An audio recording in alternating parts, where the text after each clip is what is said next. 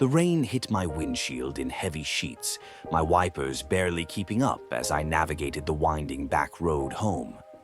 I hated taking Old Mill Road at night, but the highway was backed up with an accident, and I just wanted to get home. Old Mill had a reputation. People whispered about ghosts, accidents, and eerie happenings. I never gave much thought to those stories, until tonight. Through the rain-streaked glass, I saw him, a lone figure standing on the side of the road, thumb outstretched, a hitchhiker. Common sense told me to keep driving, but there was something about the way he stood there, drenched, shoulders slumped in exhaustion, that made me slow down. I pulled over, rolling down the passenger window. "Need a ride?" The man leaned in slightly, his face pale in the glow of my dashboard lights. He looked to be in his late 30s, soaked to the bone, his dark hair plastered to his forehead. "Yeah," he said, voice hoarse. "Thanks." He slid into the seat beside me, shivering. I turned up the heat. "Where you headed?" I asked, easing back onto the road. He hesitated. "Anywhere but here." A strange answer, but I let it slide. The silence between us stretched, broken only by the rhythmic thump of the wipers. Then he spoke. "You ever heard the stories about this road?" I smirked. "You mean the ghost stories?" "Yeah," he said, "except they aren't stories." I glanced at him, expecting a grin, some hint of a joke, but his expression was solemn, his hands clenched into fists. "This road is cursed," he murmured. "Do you know how many people have died here?" I swallowed. "A lot, I guess." "Too many." He stared out at the rain, his voice low. "Most don't see it coming. The headlights, the swerve, the final sickening silence after the crash." A chill crept up my spine. "You talk like you've seen it happen."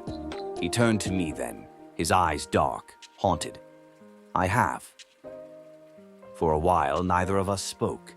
The radio crackled faintly, picking up static from the storm. Then he started talking again. "There was a girl, a few years back. She was driving alone just like you when she saw someone on the road, a man waving frantically. She swerved to avoid him, lost control, slammed into a tree. I gripped the wheel tighter. And the guy?" The hitchhiker exhaled slowly. "There was no one there." A chill crawled down my neck. "There was another," he continued. "An older couple driving this road late at night. They saw headlights rushing toward them, a truck in their lane. No time to react. The impact was brutal. I felt my stomach twist. And the truck? Never found." The radio crackled, louder this time. A faint voice, distorted, distant, murmured through the static.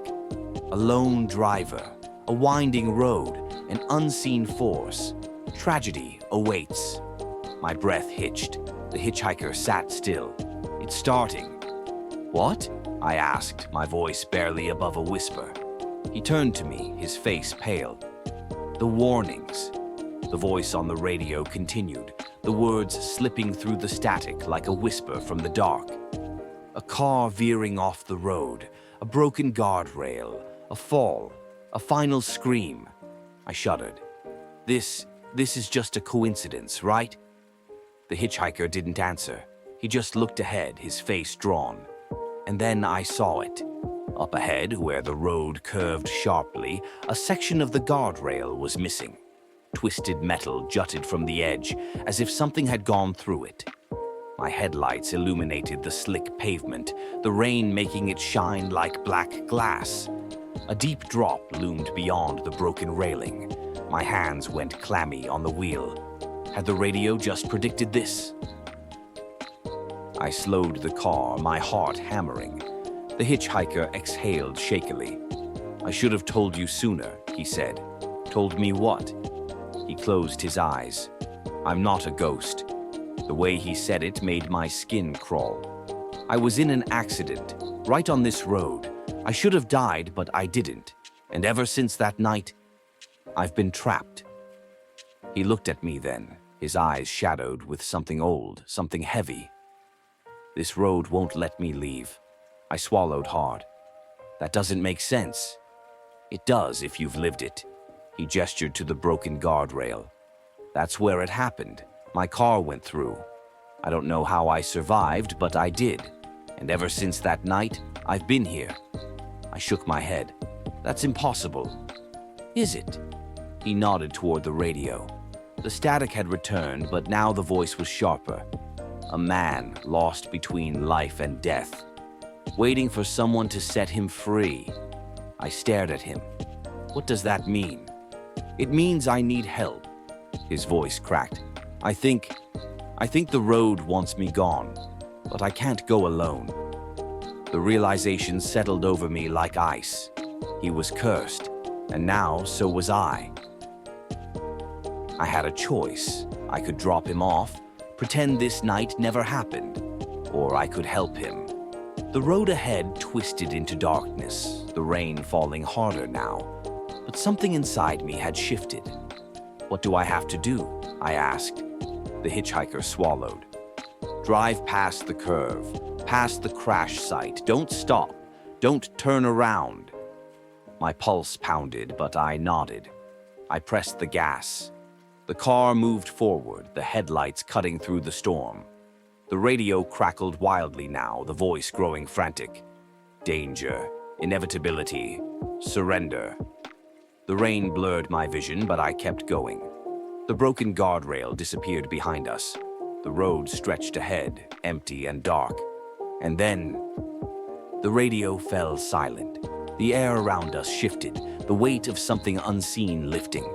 I turned to the hitchhiker. He was smiling, a real human smile. Thank you, he whispered, and then, as we passed the final bend, he was gone. No sound, no flash, just gone. I pulled over, my breath coming in ragged gasps. The seat beside me was empty, dry as if he'd never been there at all. The road stretched behind me, quiet, the storm easing into a light drizzle. I don't know where he went. Maybe the road finally let him go. Maybe it was never about ghosts or curses, just a lost soul waiting for someone to believe in him. All I knew was this: I never took Old Mill Road again, and I never forgot the hitchhiker.